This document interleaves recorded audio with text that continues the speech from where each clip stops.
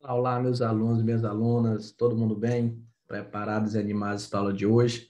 Então, vamos lá e finalizando o Estatuto dos Servidores, com a parte agora da aposentadoria, pensão, salário família, um tópico aí não é muito cobrado em prova, mas a gente não pode, às vezes, negligenciar, né? Não pode chegar, isso aqui eu não vou estudar, porque vai que cai, né? Ninguém sabe. Então, a gente tem que estudar tudo. Lógico que tem aqueles pontos que são mais importantes, que já caíram, mas tem outros que às vezes pode ser a primeira vez. Então, tem que conhecer. Não pode, às vezes, estar deixando de estudar, beleza? Mas esse ponto, ele é um pouco complicado porque ele está basicamente, se tornou inconstitucional alguns pontos, principalmente aqui. Por quê? Porque eu tive a reforma da Previdência. E aí mudou um pouco aí também essas regras do regime próprio. Mas aquilo que eu falei, às vezes se a banca quiser cobrar de forma literal, né? Ela vai e cobra, e aí vai ser uma confusão para entrar com recurso e tal. Mas vamos lá. Então, o servidor ele vai ser aposentado de três formas: por invalidez, compulsoriamente e voluntário. Invalidez é quando ele se torna inválido, né? Algum motivo, alguma doença, algum acidente. Compulsório é quando ele atinge a idade, ele é tipo como se fosse expulso. Tanto que essa compulsória é chamada de expulsória, às vezes. Então, com 70 anos de idade, ele é aposentado compulsoriamente. Atualmente é 75, mas no estatuto ainda fala 70. E voluntariamente é quando ele pede, mas ele tem que preencher alguns requisitos e ele pode se aposentar voluntariamente por tempo de contribuição ou por idade. Vamos analisar isso daí. Compulsória já foi explicado, 70 anos com proventos proporcionais. Então, se a pessoa passou no concurso com 60 anos, com 70 ela se aposenta, mas é proporcional. Trabalhou 10 anos, vai ser proporcional aos 10 anos. Só se ela tiver tempo anterior, né? Invalidez. A invalidez, a aposentadoria por invalidez pode ser com proventos integrais ou proporcionais. Vai ser integral quando? Quando for um acidente em serviço, moléstia profissional, doença grave, contagiosa ou incurável. Então, o cara trabalhou um dia e teve um acidente em serviço que deixou ele inválido. Isso daí vai ser integral, vai se aposentar com o mesmo tanto que recebe, respeitando, logicamente, o teto ali da Previdência, aqui do regime próprio no caso. Agora, se não, ele se aposentou por invalidez por qualquer outro motivo, não foi um acidente em serviço, não foi uma moléstia profissional, uma doença profissional, né, uma doença grave, contagiosa ou incurável, simplesmente aconteceu, ele ficou inválido. Aí, nesse caso, vai ser proporcional. Se ele trabalhou 20 anos, vai ser proporcional a 20 anos, 30 anos e assim por diante. De forma voluntária, 35 anos de contribuição se for homem, 30 anos se for mulher, com proventos integrais. Se for professor, tem a redução de 5 anos. Então, 35 anos de contribuição se for homem, 30 anos se for mulher, para receber de forma integral. Se a pessoa for professor, exercer o magistério, reduz 5 anos. Aí fica 30 anos para o homem, 25 anos para a mulher. E se a pessoa quiser se aposentar de forma proporcional, com 30 anos de serviço, se for homem, e 25 se for mulher, ela já pode se aposentar, mas vai ser proporcional. Tá, professor? E eu comecei a trabalhar com 20 anos, passei no concurso com, vamos supor, com 30 anos. Trabalhei 30, estou com 60 anos agora.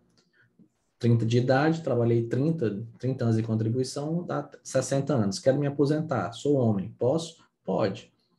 Mas aí vai ser proporcional. Você vai perder, às vezes, você ganhou 8 mil, pode ser que você aposente com 5, 6, vai perder um bocado aí. A mulher é 25, tá? Passei no concurso com 30 anos. Trabalhei 25, estou com 55. Posso me aposentar? Pode, de forma proporcional.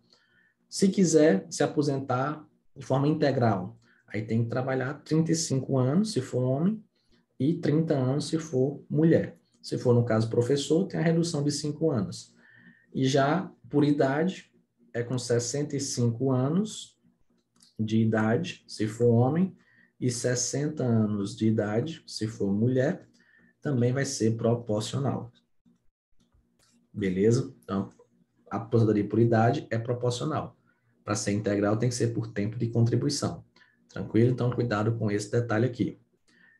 A aposentadoria por invalidez, ela vai ser precedida de licença de tratamento de saúde, e aí, nesse caso, eu vou conceder a licença para o tratamento de saúde por 24 meses.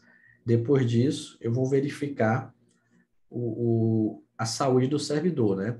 Então, é o seguinte, o servidor sofreu algum acidente ali, alguma coisa, eu vou dar uma licença para ele, tratamento de saúde.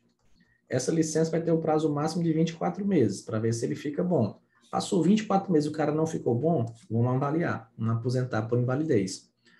Pode ser que a pessoa seja aposentada até antes disso, né? Às vezes, o cara está lá, já está inválido, vou esperar 24 meses? Não, pode ser que já aposente logo de cara, né? Antes disso, com 1 mês, com 2 meses, com 3 meses, de forma excepcional pode acontecer, beleza?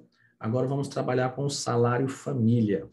Um detalhe interessante é que o salário família, ele vai ser concedido para o servidor ativo, aquele que está em disponibilidade e ao inativo. Até quem está aposentado pode receber salário família, quem está em disponibilidade também pode receber.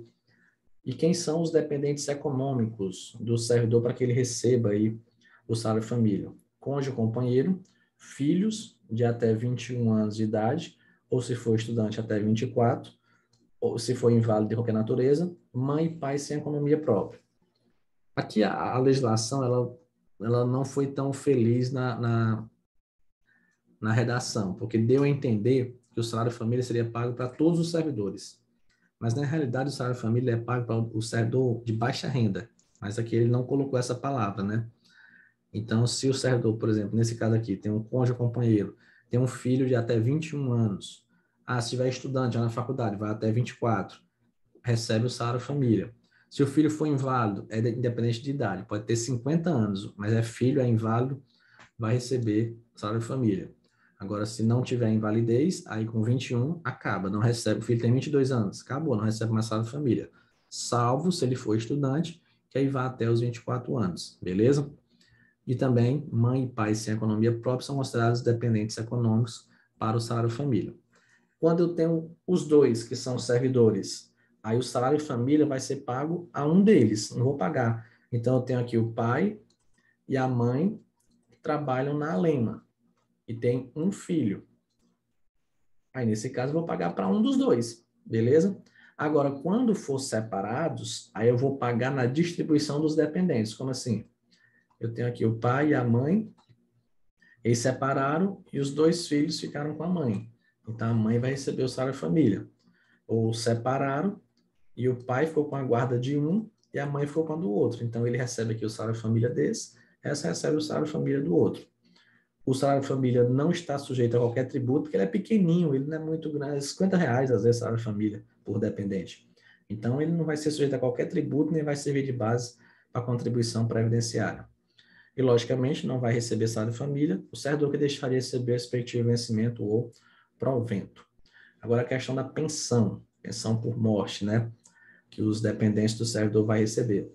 Tem que tomar cuidado com o seguinte, porque existe o dependente para receber o salário família e o dependente para a pensão por morte. Nesse caso, para a pensão por morte, é considerado dependente cônjuge ou companheiro, que comprove a união estável, filhos ou enteados menores de 21 anos, ou se inválido, menor sobre igual tutela até 21 anos, os pais, desde que não amparado por qualquer tipo de aposentadoria ou pensão, e a pessoa designada que vive na dependência econômica do servidor, maior de 60 anos e menor de 21 anos. Qual é a pegadinha de prova? No salário família, se o filho for estudante, ele recebe até os 24 anos. Mas na pensão, não, a pensão é só até 21. Então, passou de 21, já não recebe mais a pensão por morte, cessa ali. Beleza? Se for inválido, continua da mesma forma. Por exemplo, os pais não podem receber nenhum tipo de aposentadoria ou pensão. Aí nesse caso, não. O pai já é aposentado, o servidor faleceu, o pai dele vai receber a pensão dele? Não, porque já é aposentado. E aqui o item 5 traz uma situação que ela nem existe mais, mas antes ainda tinha essa possibilidade, que era você designar. Às vezes, sabe o que acontecia antigamente? Às vezes o servidor, ele não tinha família, era um cara solteiro, uma mulher solteira, e aí estava próximo, a pessoa percebia que estava próximo de falecer. Aí eles colocavam, às vezes, um sobrinho, ou então até mesmo um neto da pessoa, para morar com ela, para dizer que era dependente econômico, para ficar com a pensão da pessoa. Já vi demais isso daí. Um cara que tinha uma pensão altíssima, às vezes os filhos já não se enquadravam mais, né? Ninguém se enquadrava mais, ele não tinha dependente, não tinha mais. Aí colocava alguém para morar com ele, para dizer que era dependente dele, para ficar com pensão, e conseguia, beleza? Então, essa pessoa que foi designada para dizer que vivia ali sob dependência econômica do servidor tem que ser maior de 60 anos e menor de 21 anos. Quando é que vai cessar a pensão? Para o cônjuge ou companheiro que contrair núpcias, casar novamente, né? Filho, quando completar 21 anos, salvo e válido. Cessação da invalidez, o filho deixou de ser inválido, cessou a pensão. Logicamente, falecimento do beneficiário, né? A pessoa faleceu, não vai receber mais a pensão. Pela renúncia expressa, ela não quer, e pela acumulação, conforme está o artigo 208, nós vamos trabalhar daqui a pouco, 208. Beleza. Aqui alguns tópicos interessantes. A pensão será requerida a qualquer tempo, prescrevendo somente aquela exigível há mais de 5 anos. Então, a pessoa pode solicitar a qualquer tempo. O servidor faleceu, pode solicitar 1 ano, 2 anos, 3 anos depois, não pode deixar passar de 5, porque vai prescrever, vai perder o direito. 206, bem interessante, não faz jus à pensão beneficiário condenado pela prática de crime doloso, que tem resultado a morte do servidor. Pessoa que matou o servidor, né? Aí, nesse caso, não vai receber a pensão, mas cuidado, é crime doloso. O crime culposo não entra aqui. A pessoa está dirigindo o carro capotou ou matou o servidor. Pode ser a esposa, pode ser o filho, mas foi um homicídio culposo. Vai receber a pensão? Vai, porque foi culposo. Agora, se a pessoa matou porque queria, aí foi considerado um crime doloso, ela não recebe a pensão. E ressalvado direito adquirido e acumulações previstas, é vedada a percepção de 2 ou mais pensões. É o que fala aqui essa acumulação do artigo 208. Como assim? Ele fala ressalvar direito adquirido, porque, como disse antigamente, tinha algumas regras, né? E a pessoa pode ter adquirido esse direito. Mas, como regra, ninguém pode receber 2 ou mais pensões. Vai ter que escolher uma delas, né? Então, escolhe uma não, escolhe essa daqui. Pronto. Porque às vezes a pessoa casou tem pensão do filho, pensão do marido, enfim, aí não, vai ter que escolher, como regra, não pode receber 2 ou mais pensões. Tranquilo? Lembrando que a gente está falando de regime próprio. Se você está estudando direito previdenciário é regime geral, é diferente. Aqui é regime próprio, beleza? Com isso, a gente finaliza a nossa aula e o nosso estudo sobre o Estatuto dos Servidores. Espero que vocês tenham gostado. A gente trabalha ao máximo para tornar mais didático, mais gostoso de estudar, né? Que as aulas, você sinta aquela vontade realmente de estudar, de aprender e gabaritar esse assunto na sua prova, porque a legislação específica, pode ter certeza, é o seu diferencial. É a diferença entre você e seu concorrente. E com fé em Deus, você vai conseguir fazer uma excelente prova da legislação específica. Beleza? Não esqueça disso. A cada dia proveitoso de estudos, a realização do seu sonho fica mais próxima. Grande abraço a todos e bons estudos.